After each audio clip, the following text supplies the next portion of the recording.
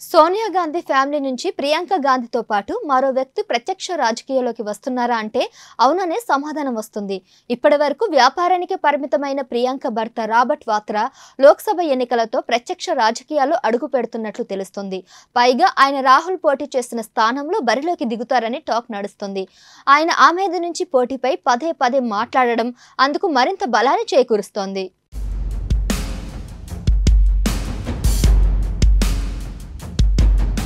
2004 నుంచి 2019 వరకు రాహుల్ గాంధీ ఆమెది నుంచి లోక్సభకు ప్రాతినిధ్యం వహించారు.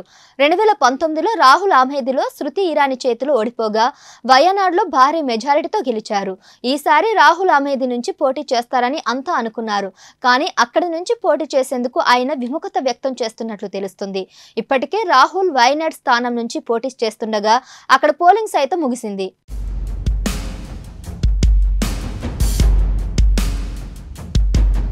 అటు ఆమెది స్థానానికి మాత్రం కాంగ్రెస్ ఇంకా అభ్యర్థిని ఖరారు చేయలేదు.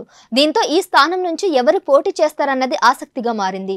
ఈ క్రమంలో రాబర్ట్ వాద్రా తన మనసులోని మాటను మరోసారి బయటపెట్టారు. తాను ప్రత్యక్ష రాజకీయాల్లోకి రావాలని దేశ ప్రజలు కోరుకుంటున్నట్లు చెప్పారు. 1999 నుంచి తాను ఆమెదిలో ఎన్నికల ప్రచారం చేస్తున్నానని తెలిపారు. గత ఎన్నికల వేళ స్మృతి ఇరానీ ఇచ్చిన హామీలను నెరవేర్చలేదని, ఈసారి గెలుపు కాంగ్రెస్దేనని రాబర్ట్ వాద్రా ధీమా వ్యక్తం చేస్తున్నారు.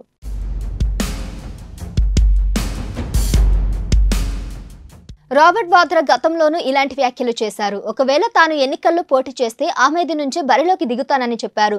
దీంతో ఆయన ఇక్కడ నుంచి పోటీ చేయడం ఖాయంగా కనిపిస్తోంది. అటు ఆమెది కాంగ్రెస్ శ్రేణులు సైతం గాంధీ కుటుంబం నుంచే ఒకరు బరిలో ఉండాలని కోరుతున్నాయి. ఇక బీజేపీ తరపున మరోసారి స్మృతి ఇరానీ ఆమెది బరిలో నిలిచారు. ఈ క్రమంలో కాంగ్రెస్ హైకమాండ్ ఎటువంటి నిర్ణయం తీసుకుంటుందనేది ఆసక్తిగా మారింది. మరోసారి రాహుల్ను బరిలో నిలుపుతుందా లేక రాబర్ట్ వాద్రా వంటి కొత్త వారికి అవకాశం ఇస్తుందా అనేది తేలాల్సి ఉంది.